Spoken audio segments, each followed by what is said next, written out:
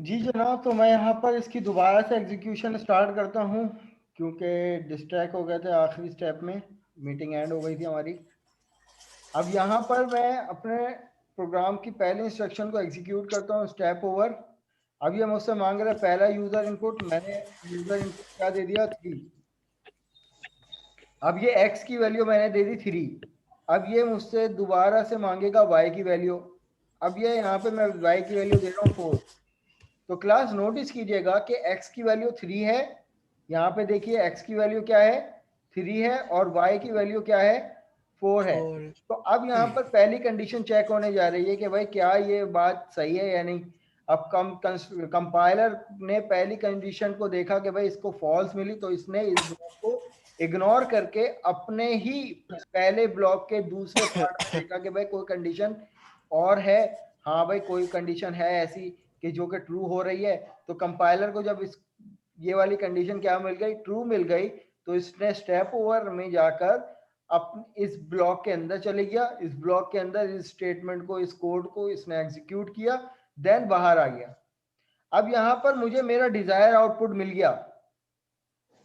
अब कंपाइलर क्या करेगा कि अब क्योंकि उसको एक ब्लॉक मिल गया कि भाई यूजर इनपुट के अकॉर्डिंग ये वाला ब्लॉक, ये वाली कंडीशन ट्रू थी, तो कोई एक ही कंडीशन ट्रू हो सकती है ना। तो ये क्या करेगा कि अब बिला वजह अपना टाइम वेस्ट ना तो इस पे करेगा ना तो एल्स पे करेगा, ये direct console dot read line पे आके आउटपुट को होल्ड कर देगा और अपने प्रोग्राम को एंड कर देगा। जैसे मैं स्टेप ओवर करूंगा तो देखिए, ना तो इसने इसको रीड किया ना तो इसने इसको रीड किया। अब ये इस पे तब आता जब ये वाली कंडीशन इसको क्या मिलती, फॉल्स मिलती। तो फिर ये तीसरी कंडीशन चेक करता। अगर इसको ये भी फॉल्स मिलती तो फिर क्या होता, तो फिर वो अपने डिफॉल्ट कंडीशन में आता। राइट, ये वाली बात कितनों को समझ में नहीं आई। लेकिन अगर मैं इसी के बरक्स, अगर मैं एल्स इफ की जगह 3 इफ बना दूं,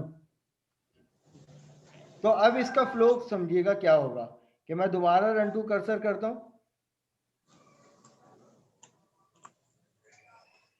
रन टू कर्सर करने के बाद मैंने स्टेप ओवर ये आ गया पहला इनपुट मैंने दिया 2, x की वैल्यू 2 दे दी।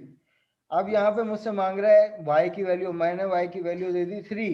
अब x की वैल्यू 2 है, y की वैल्यू 3 है। अब देखिएगा x की वैल्यू 2 है, सही है, x की वैल्यू 2 है, y की वैल्यू 3, ये कंडीशन क्या हो गई, फॉल्स हो गई। ठीक है भाई, ये फॉल्स हो गई।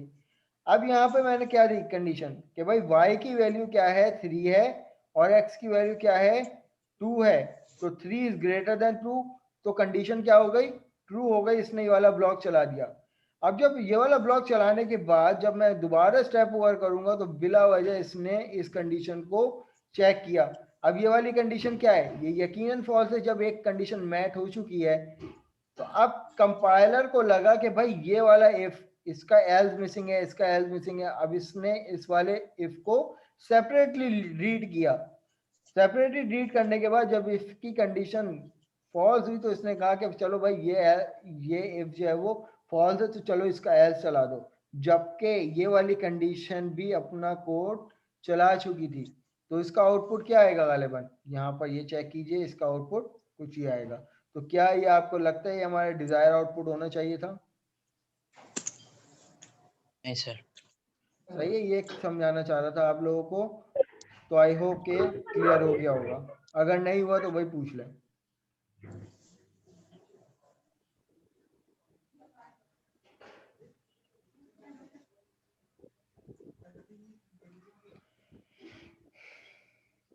ठीक है भाई, सबको क्लियर है? अब हम अपनी एग्जाम्पल को कंटिन्यू करें ये वाली। तो अब हम यहाँ पर अपनी यस सर। एग्जाम्पल को कंटिन्यू करेंगे। तो जो ये वाली एग्जाम्पल थी हमारी, क्या आप यहाँ पर x की वैल्यू ग्रेटर देन 0 होनी चाहिए और y की वैल्यू ग्रेटर देन 0 होनी चाहिए। अगर ऐसा होगा तो ये हमारे पास पॉइंट लाई करेगा फर्स्ट क्वाड्रेंट में। अब मैं क्या मल्टीपल इफ लगाऊं या एल्स इफ लगाऊं, अब ये मुझे डिसाइड करके आप लोग बताएं। Sir as if sir else if as if. लगेगा, सही है, एल्स इफ लगेगा। तो अब किस तरीके से कि भाई मैं पहले यहाँ पे लगाऊंगा एल्स इफ, देन उसके बाद कंडीशन दूंगा कि भाई अब सेकंड क्वाड्रेंट के लिए क्या कंडीशन होनी चाहिए। सेकंड क्वाड्रेंट के लिए ये कंडीशन होनी चाहिए कि x की वैल्यू अगर लेस देन है 0 से, लेस देन 0 का क्या मतलब है, 0 से लेस, माइनस में -1 -2। तो सेकंड क्वाड्रेंट की क्या कहानी थी कि भाई x की वैल्यू माइनस में होंगी और y की वैल्यू पॉजिटिव होंगी, तो ये लाई करेगा सेकंड क्वाड्रेंट में। सेकंड क्वाड्रेंट तो में अब यहाँ पर हमारे पास क्या कंडीशन है, मैं यहाँ पर लगाऊंगा and y is greater than 0। 0 सही है। तो यहाँ पर मेरे पास स्टेटमेंट क्या आनी चाहिए कि भाई your point lies on on second quadrant. Mobile में लगा ली। ठीक है जनाब, तो ये आ गया मेरे पास सेकंड क्वाड्रेंट। फिर इसी तरीके से एल्स इफ का ब्लॉक अगेन बनाएंगे। अब थर्ड क्वाड्रेंट के लिए हमें क्या करनी है, कंडीशन देनी है। थर्ड क्वाड्रेंट के लिए क्या कंडीशन देंगे हम कि x की वैल्यू भी नेगेटिव होनी चाहिए, y की वैल्यू भी नेगेटिव होनी चाहिए। तो इसका मतलब ये है कि x की value less than 0 and y की value is also less than 0, right. तो अब यहाँ पर मैं इस स्टेटमेंट को कॉपी करके यहाँ पर इंप्लीमेंट कर लेता हूँ। तो लाइज इन थर्ड क्वाड्रेंट। फिर फाइनली मैं यहाँ पर इसी को कॉपी कर लेता हूँ और यहाँ पर पेस्ट कर लेता हूँ। अब क्या देनी है फोर्थ क्वाड्रेंट के लिए, क्या कंडीशन होगी जनाब, x की value greater then 0 and y की वैल्यू इज लेस देन 0। तो अब यहाँ पर मेरे पास स्टेटमेंट भी चेंज कर लेते हैं, लाइज ऑन फोर्थ क्वाड्रेंट। सही है जनाब। एल्स क्या हमें 0 की कंडीशन देनी चाहिए? अगर कोई पॉइंट ऐसा भी तो आ सकता है कि भाई x और y दोनों यूजर ने इनपुट 0 दे दिए, तो कहाँ लाए करेगा, ओरिजिन पे। ओरिजिन पे। तो हम यहाँ पे कंडीशन दे सकते हैं कि भाई एल्स इफ, एक पॉसिबिलिटी ये भी हो सकती है कि भाई x की value is equal to 0 and y की वैल्यू इज इक्वल टू 0। तो ये क्या होगा, कंसोल डॉट राइट लाइन कि your point lies on origin.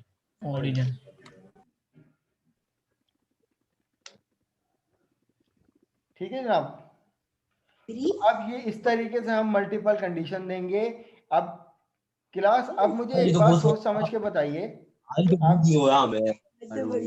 Mic अपना बंद कर दिया करें, बड़ी डिस्टॉर्शन होती है।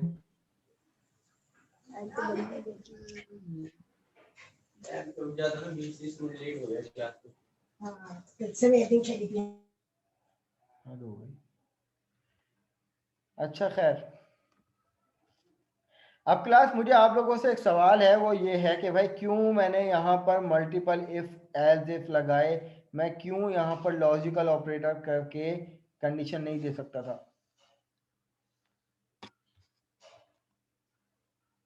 सर कंफ्यूजन क्रिएट हो, जी मैं कह रहा हूँ जब हम ऑपरेटर्स, कंडीशनल ऑपरेटर्स यूज कर रहे होंगे यहाँ पर, तो मे बी सर यहाँ पर कंफ्यूजन क्रिएट हो जाए, इस तरह ज्यादा समझ में आ रहा है। और नहीं, ब्रीफली जो वो तो जनाब एक पैटर्न है ना। मैं यहाँ पे पॉसिबिलिटी की बात कर रहा हूँ कि क्या ऐसा पॉसिबल नहीं है कि जैसे तो मैंने है, ये यूज दो कर सकते हैं। कंडीशन को लॉजिकल ऑपरेटर से ज्वाइन बाइंड करके एक ब्लॉक बना लिया, तो क्या मैं और सही है, कंडीशन इसके के बाद लिए और का ऑपरेटर यूज कर सकते हैं सर हम। कर सकते हैं? Yes sir. तो फिर एक ही ब्लॉक में फिर सारी स्टेटमेंट प्रिंट करवा लोगे? सारे स्टेटमेंट प्रिंट हो सकती हैं सर। चलो करवाओ।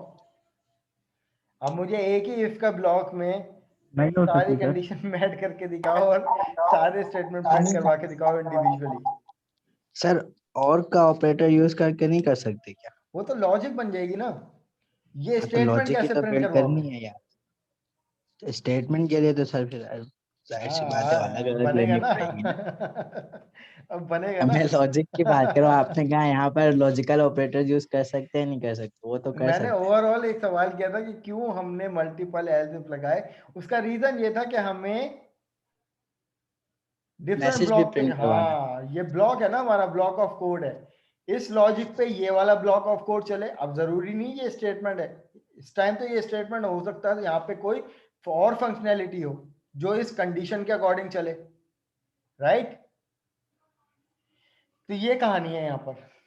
अब ये अपने प्रोग्राम को इम्प्लीमेंट कर लेते हैं, चेक कर लेते हैं कि भाई वैल्यू यूजर से इनपुट करके कि अगर मैंने यहाँ पर पहली वैल्यू दी 1, दूसरी वैल्यू दी 2, अब ये डिसाइड करो कि क्या 1 और 2 दोनों पॉजिटिव वैल्यू हैं, और अगर पॉजिटिव वैल्यू हैं तो कौन से क्वाड्रेंट पे लाई करना चाहिए इसको। First quadrant. तो यहाँ पर मेरे पास आ जाएगा your point lies on first quadrant, first call. Right. इसी तरीके से अपने प्रोग्राम को दोबारा से एग्जीक्यूट कर लेते हैं। अब यहाँ पर एक वैल्यू मैंने दे दी -1, दूसरी वैल्यू मैंने दे दी -2। अब यहाँ पे मुझे बताओ कि कौन से क्वाड्रेंट पे लाई करना चाहिए बगैर देखे। Third quadrant. थर्ड क्वाड्रेंट, क्योंकि लेफ्ट हैंड साइड की बात हो गई, -x की वैल्यू लेफ्ट पे पड़ती है और y की वैल्यू नेगेटिव नीचे की साइड पड़ती है। तो यहाँ पे दोनों वैल्यू क्या हो गई, नेगेटिव हो गई, और नेगेटिव दोनों वैल्यू लाइज करती हैं थर्ड क्वाड्रेंट पे। तो यहाँ पे ये आ जाएगा थर्ड क्वाड्रेंट। इसी तरीके से यहाँ पर अगर मैं बात करता हूँ एक नेगेटिव या बल्कि एक पॉजिटिव और यहाँ पर दूसरी नेगेटिव, तो ये कौन सा पॉइंट कहाँ पे लाई करेगा, sir fourth quadrant. Fourth quadrant पे लाई करेगा। Very good, excellent. बस समझाना आप लोगों को ये था कि भाई ये दो ब्लॉक पे काम करता है, वरना इफ एल्स की अच्छी खासी कोडिंग आप लोगों को मुझसे ज्यादा अच्छी आती होगी, आई होप। सही है, ये बात सबको क्लियर है भाई, यहाँ तक का कोई सवाल। Yes sir. ओके। गर्ल्स आप लोगों को क्लियर है।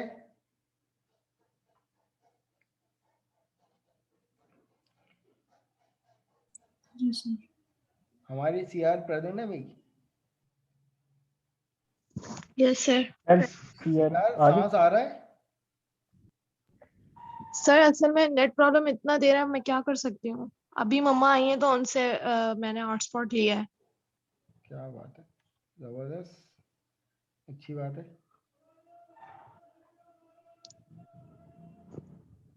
तो सस्ते जी नेट ना हाँ, लगाओ ना। फरमाइश आई थी कि भाई ग्राफ दिखा दें, ये लो भाई ग्राफ देख लो।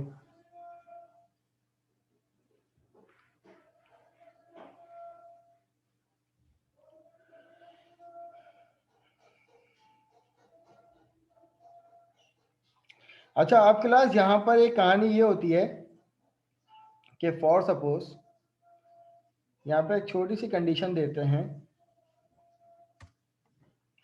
यानी मैं बताना चाह रहा हूँ कि भाई इफ का एक सिंटैक्स ये भी होता है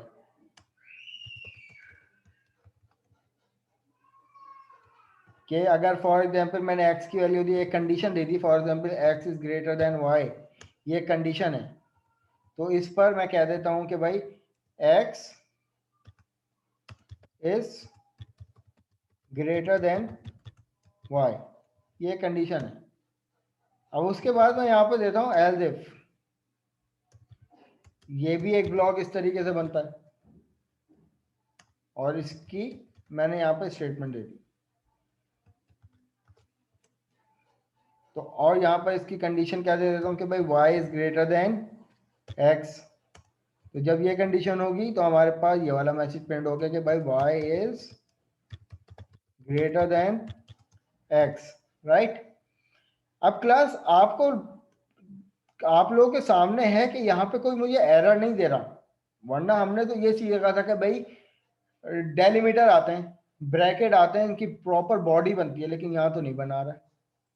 तो अब यहाँ पर क्या कहानी होगी, अब जैसे मैं यहाँ पर इस स्टेटमेंट के बाद अगर मैं एक और स्टेटमेंट दे देता हूँ, फॉर एग्जांपल कुछ ये वाली कि भाई मैंने यहाँ पे फॉर सपोज लिख दिया हेलो, तो अब यहाँ पे देखें मुझे एरर देना शुरू कर दिया इसने। अब इसको 2 मिनट सोचें जरा, मैं 1 मिनट आप लोगों से चाहूंगा जब तक कि आप इसको देखें।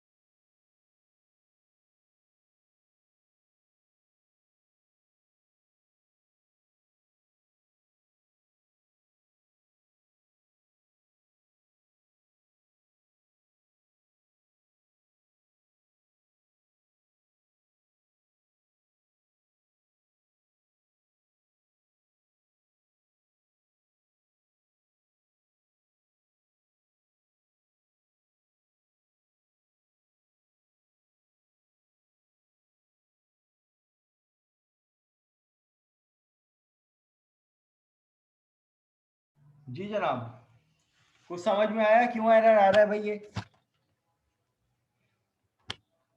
सर क्वेश्चन रिपीट कीजिएगा। सवाल ये है कि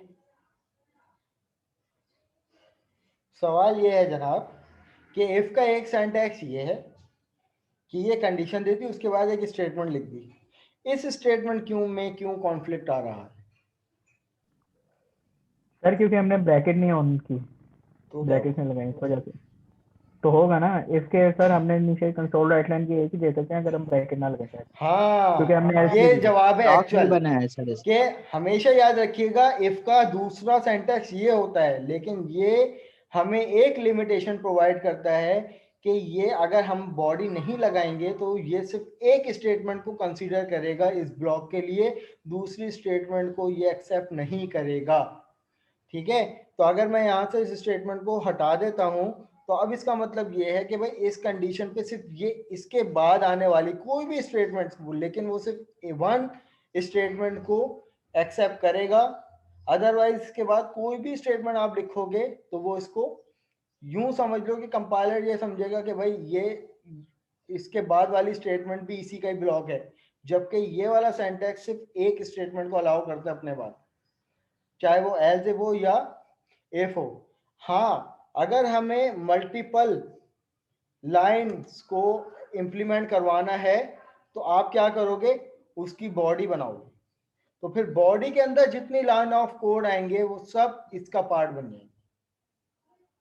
ये वाली बात सबको समझ में आ गई कि ये इफ का और एल्स इफ का ये दूसरा सिंटैक्स है जिसमें हम कोई बॉडी क्रिएट नहीं करते, और अगर बॉडी क्रिएट नहीं करेंगे वो सिर्फ एक स्टेटमेंट को कंसीडर करेगा, एक से ज्यादा को कंसीडर नहीं करता। ये इसका रूल है। ठीक है जनाब। अच्छा, अब हमारे पास और क्या क्या चीजें थी इसमें कि कंडीशनल स्टेटमेंट हो गया, इसका सिंटैक्स हमारे पास ये हो गया कि भाई इफ के बाद कंडीशन, फिर उसके बाद नंबर ऑफ स्टेटमेंट्स आ जाती हैं, ये हमारे पास सिंटैक्स है इसका। अब ब्रैकेट के अंदर 50 स्टेटमेंट डालो इस कंडीशन के अकॉर्डिंग, तो वो 50 की 50 स्टेटमेंट जो है वो कब चलेंगी, जब आपकी ये वाली कंडीशन क्या होगी, सेटिस्फाई होगी। वरना फिर एल्स की वो कंडीशन होती है कि अदरवाइज भाई इसके अलावा अगर जो भी कुछ हो वो एक अलग कहानी है। फिर इसी तरीके से यहाँ पर ये वाली कंडीशन कि भाई इफ की कंडीशन ये। अब अनदर सिंटैक्स के बारे में इन्होंने बताया कि भाई another syntax without using delimiter of if. अब यहाँ पे देखें कि इफ, उसके बाद यहाँ पे आती है कंडीशन और स्टेटमेंट लगाई, कहीं भी डेलीमीटर यूज नहीं किया इन्होंने। डेलीमीटर में किसको कह रहा हूँ भाई, इसको कहते हैं डेलीमीटर, कर्ली ब्रैकेट को डेलीमीटर, और इनको कहते हैं ब्रेसेस। ठीक है, फिर उसके बाद सिर्फ एक स्टेटमेंट को कंसीडर करेगा। तो यहाँ पे लिखा हुआ है कि can be use when there is only one statement, कि आप ये वाला सेंटेंस कब यूज कर सकते हो, जब आपको कंडीशन को मैच करते हुए सिर्फ एक स्टेटमेंट को एग्जीक्यूट करना हो। लेकिन अगर जहाँ पे भी एक से ज्यादा स्टेटमेंट अगर आप इस एक कंडीशन के अकॉर्डिंग देना चाह रहे हो तो आप वहां पे उसकी बॉडी बनाओगे, वहां पे ये वाला सेंटेंस काम नहीं करेगा, राइट। अब फ्लो डायग्राम किस तरीके से होगी भाई, सबको पता है, पहली क्लास से मैं आप लोगों को टास्क भी दिया था फ्लो डायग्राम्स का, एल्गोरिथम, सूडोकोड और फ्लो चार्ट। तो फ्लो डायग्राम में इफ एल्स कहाँ पर आ गई, ये जो डायमंड की जो शेप है ये इफ एल्स है। कंडीशन क्या है, ये इफ एल्स है, कि अगर कंडीशन ट्रू तो ये इफ, वरना एल्स।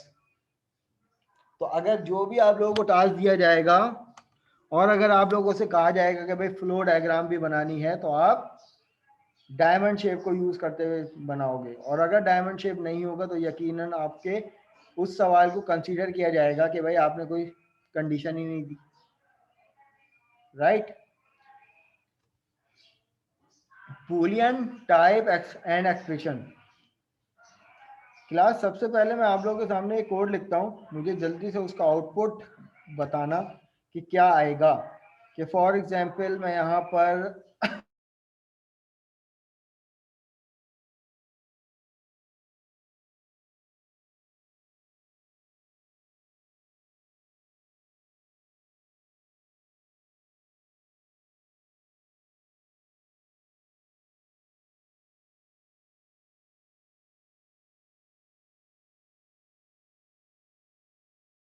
चले जी जनाब यहाँ पर स्टार्ट करते हैं अपनी गुफ्तगू को।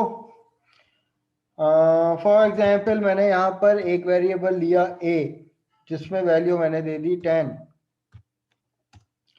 और एक वेरिएबल लिया मैंने b, जिसमें मैंने वैल्यू दे दी 5। अब यहाँ पर कंडीशन कि अगर a की value greater than equal to है b की वैल्यू से, तो कंसोल डॉट राइट लाइन में मेरे पास क्या आ जाए कि भाई b a प्लस प्लस, ठीक है, b प्लस प्लस, या मैं यहां पर एक और प्लस लगाऊं, फिर इसी तरीके से फिर प्लस माइनस माइनस b। अब मुझे कोई बताएगा इसका आउटपुट, अगर ये वाली कंडीशन मैच होती है कि भाई a की value greater than equal to है b के, तो अब मुझे बताइए कि क्या आउटपुट आना चाहिए। लीजिए टाइम लीजिए 5-10 मिनट, सोचिए। एल्स चलो बल्कि एक काम करते हैं, अभी कोई कुछ ना बोले, जिसको पॉइंट आउट किया जाए वो बोलेगा।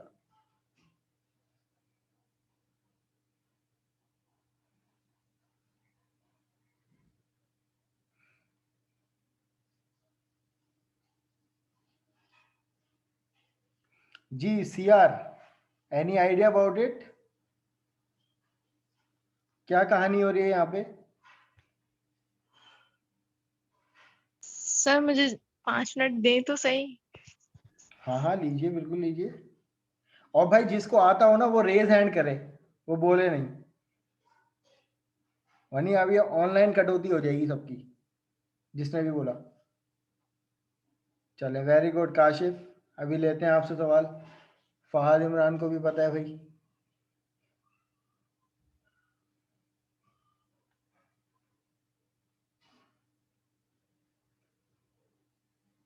चलो काशिफ और इमरान प्राइवेटली मुझे टेक्स्ट करो, चैट पे मैसेज करो कि क्या आउटपुट है प्राइवेटली।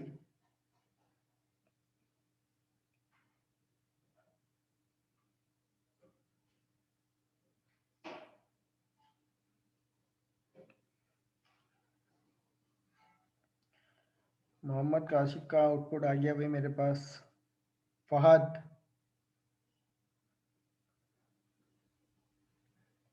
जिन जिन को जो आउटपुट मिल रहा है वो जो है वो मुझे प्राइवेटली चैट पे मुझे प्राइवेट में बता दें, एवरीवन पे मत बताइएगा, वरना सबको मिल जाएगा आउटपुट।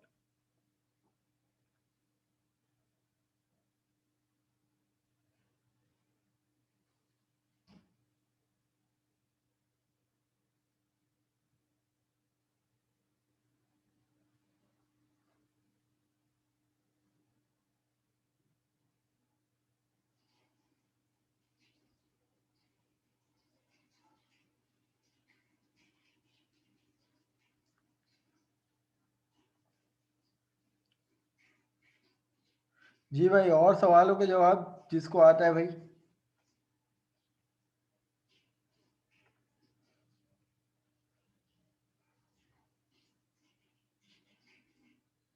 अब भाई मैं बता दूं, चेंज नहीं हो सकता। अब मैं आउटपुट खोलूंगा और सवालों से मैच करूंगा, जिसका आउटपुट मिसमैच होगा उसके नंबर गए। सर ये क्या मजाक है? ये तो होगा। अरे एकदम से आपने वक्त बदल दिया, जज्बात बदल दिए। ये बिन बताए क्यों होता है सब कुछ सर? चलो जी, इसका आउटपुट चेक करते हैं भाई। इसका आउटपुट गालिबन 20, और 20 वाले सिर्फ अम्मार मुश्ताक थे। वेरी गुड, बाकी सब करना। सर पहले मैं यही सोच रही थी कि 10 to 10 plus अरे मैं तो बहुत कुछ 20। सोच रहा था, मैं तो सोच रहा था प्राइम मिनिस्टर बन जाऊंगा। सर बिल्कुल ये ना बस गलत हुई है।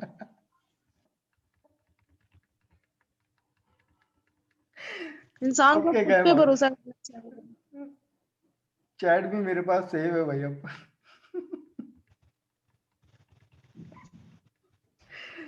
हद हो गई। अच्छा चले भाई, पहले ये तो देखें कि भाई आउटपुट आ कैसे रहा है। सब ने कॉन्कैटिनेट करवा दिया। क्यों भाई, इंटीजर वैल्यू है, क्यों कॉन्कैटिनेट करवा रहे हो। यहां पर नोटिस करो कि ए की वैल्यू पहले प्रिंट हो जाएगी। मेमोरी में 11 है, लेकिन यहां पर 10 ही वैल्यू है, क्योंकि दोबारा ए यूज नहीं हुआ। राइट, 10 के अंदर प्लस, प्लस के बाद पहले यहां पर ये है पोस्ट इंक्रीमेंट। बी की वैल्यू क्या है, 5, तो 10 + 5 15। सही है। 15 के बाद यहां पर मेमोरी के अंदर इसने 5 को कर दिया 6, और फिर कॉन्कैटिनेट हो रहा है, तो ये पहले डिक्रीमेंट करेगा, 6 को 5 बनाएगा, फिर 5 इसमें ऐड करवाएगा, तो सीधा सीधा 20 आंसर आएगा। नहीं सर ये 6 वाला नहीं समझ आया।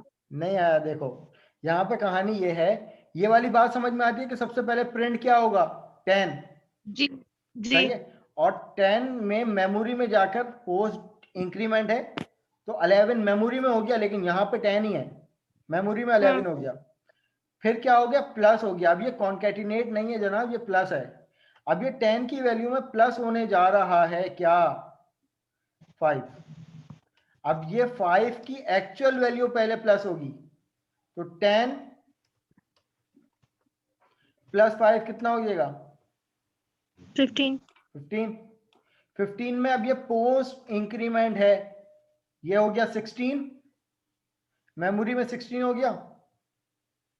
यस। अब 16 Yes, के sir. बाद बी की क्या वैल्यू है, 5, लेकिन इससे पहले 16 को ये पहले डिक्रीमेंट, प्री डिक्रीमेंट है ये, पहले ये क्या करेगा, 15 करेगा और 5 इसमें ऐड करवा देगा। सही। ठीक है भाई, तो यहाँ पर चेंज कर लेते हैं मार्क्स किस किस के थे। चलो कर लेंगे, चैट तो मेरे पास है ना।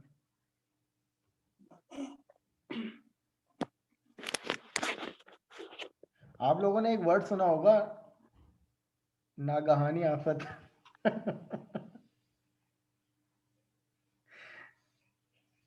बिजली बता के नहीं गिरती, बगैर बताए गिरती। ऐसे ही 5-5 नंबर आ गए आप लोग हैं, बट रहे। अच्छा भाई जनाब, आप लोग कुछ लोग ऐसे हैं कि जिन्होंने मुझे कोड के स्क्रीनशॉट चिपकाए हुए हैं।